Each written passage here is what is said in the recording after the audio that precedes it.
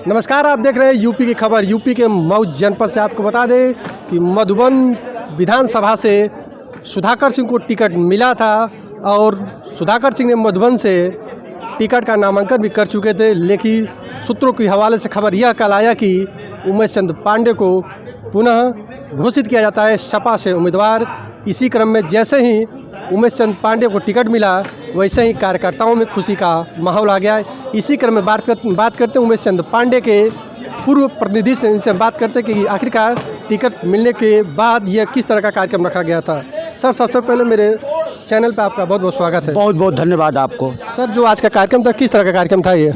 आज का कार्यक्रम जैसे ही हमारे नेता उमेश चंद पांडे जी जैसे ही अपने विधानसभा में अपना आए, उसके बाद हमारे जितने भी समाजवादी पार्टी के कार्यकर्ता, समर्थक, साथी सभी लोग आकर के उनको कई हज़ारों की संख्या में आकर के उनको रिसीव किए और रिसीव करने के बाद बहुत बढ़िया तरीके से उनका स्वागत हुआ।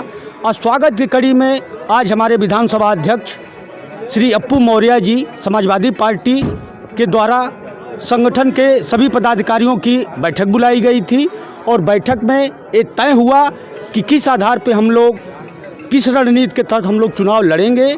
उसी क्रम में आज मीटिंग बुलाई गई थी। सर, देखा जाए समाजवादी पार्टी ने पहले सुधाकर सिंह को टिकट दी, इसके बाद उमेश चंद पांडे को। क्या है आखिरकार मामला? कहीं ना कहीं देखा जाए कांग्रेस पार्टी ने भी मधुबन से अमरेश चंद पांडे जी को टिकट दी। क्या है आखिरकार ब्राह्मण का टिकट कार्ड खेलना? क्या है आखिरकार पार्टी का निर्णय?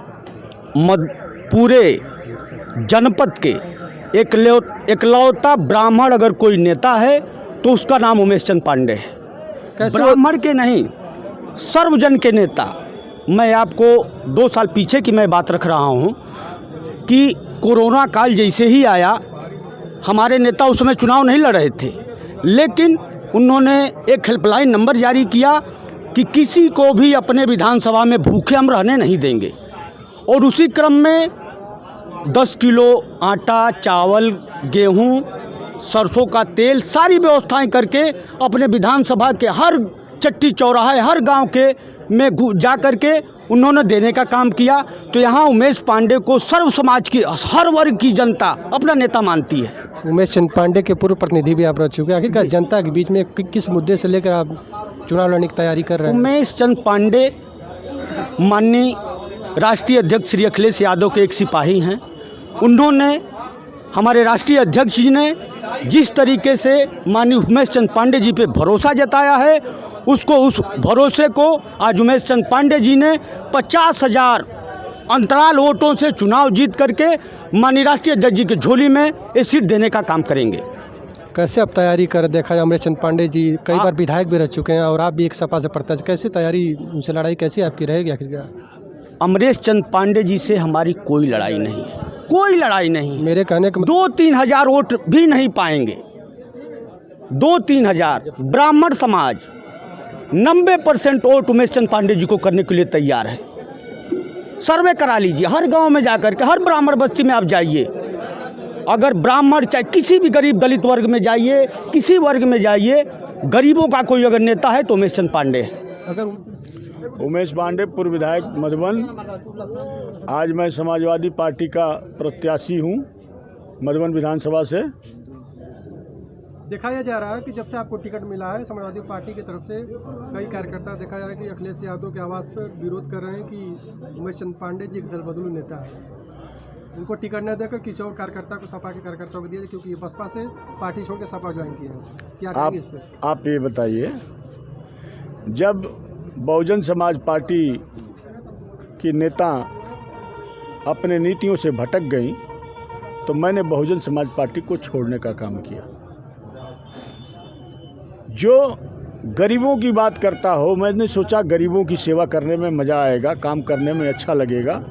मैंने बहुजन समाज पार्टी के तहत गरीबों की सेवा करने का काम शुरू किया था। और जब हम देखें कि हमारा नेता जो है अपने नीतियों से भटक रहा है,